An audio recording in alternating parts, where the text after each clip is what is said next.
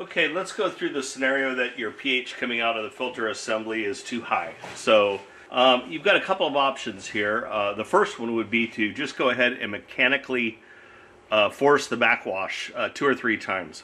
So what you can basically do to perform that is hold the set change button, and you'll see the button go to 1. That's 1 day. Press it again and hold, and this is going to force it into a backwash.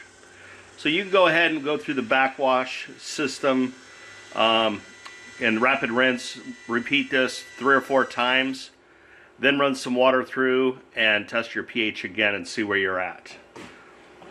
So again, like I said, I'm just, for this video purpose, I'm just going to go ahead and go through the settings here. And again, just go into step 2. You're in your rest period right now. Press and hold again. You'll go into 3, which is your rapid rinse. Again, let it run through that. And then, again, hold it one more time. It'll go back into service mode.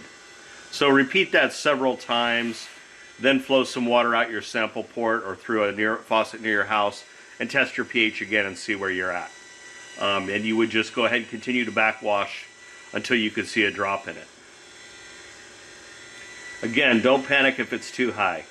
It probably means that you have a little bit too much Corosex in there. Normally the calcite systems won't go that high, so chances are your blend of Corosex with the calcite's a little high.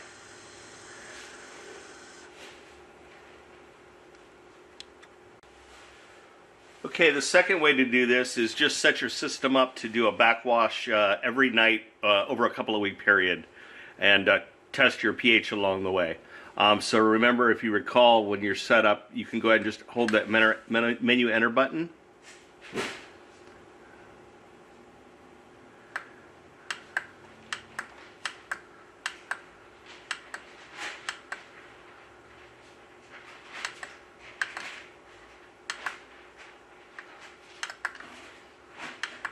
And your A, days between backwashes, what you want to do is just change that to 1. Okay.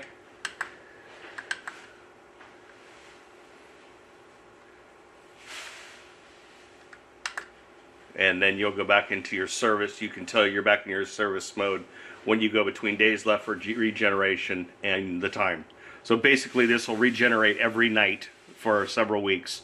Again, testing your pH along the way. One more option if your pH is high. Remember, what we're trying to do is we're just trying to use cycle through that Corosex media to lighten it up a little bit. So the other option is on your bypass valve, you can actually slightly go to bypass, but not completely.